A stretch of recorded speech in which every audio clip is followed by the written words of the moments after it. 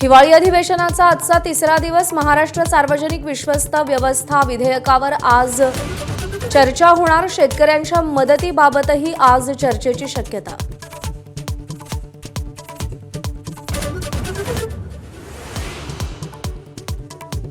मुंबई अधिवेशनात झालेल्या गोपीचंद पडळकर जितेंद्र आव्हाड समर्थकांच्या राड्याचा अहवाल तयार. आज विधिमंडळ सुरक्षा रक्षक गोपनीय अहवाल विधानसभा अध्यक्षांकडे सोपवणार.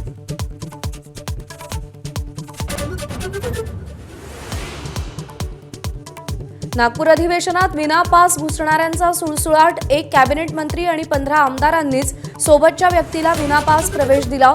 अशोक उईकेंसह प्रकाश सुर्वे, परिणय फुके, योगेश टिळेकरांच्या नावांचा समावेश.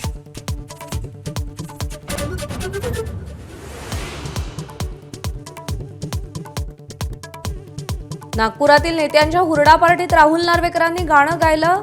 एक दिन मिट जाएगा माटी के मोल गाण्याला मुख्यमंत्र्यांकडूनही दाद. मंगलप्रभात लोढांकडून हुरडा पार्टीचं आयोजन.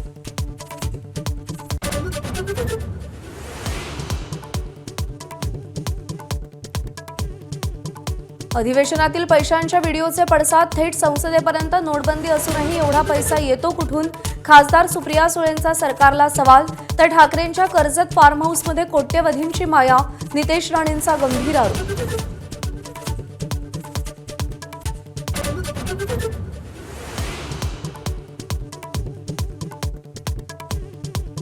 रोहित पवारांचे विश्वासू सूर्यकांत मोरेंविरोधात विधान परिषदेत हक्कभंग प्रस्ताव. माजी सभापती राम शिंदेंवर आक्षेपार्ह टिप्पणी केल्यानंतर वाद. राम शिंदे विरुद्ध रोहित पवार संघर्षाचा नवा अंक.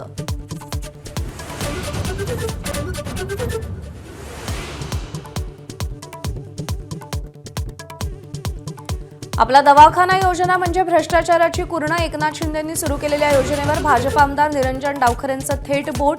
ठाण्यातील दवाखान्यात साडी सेंटर सुरू असल्याचा गंभीर आरोप.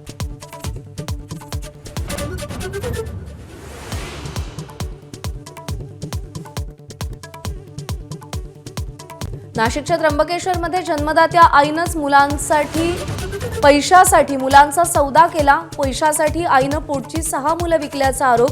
बाळाचा आजारपण आणि दुधासाठी पैसे नसल्यानं बाळ दत्तक दिल्याची आईची कबुली.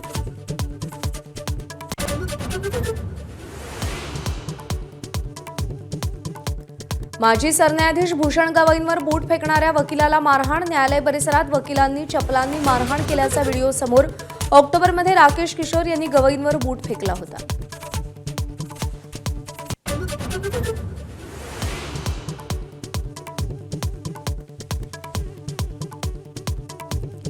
कटकच्या पहिल्या 2020 सामन्यात टीम इंडियानं दक्षिण आफ्रिकेचा 101 धावांनी धुव्वा उडवला. भारताच्या 176 धावांच्या आव्हानासमोर दक्षिण आफ्रिका 74 धावात गारद.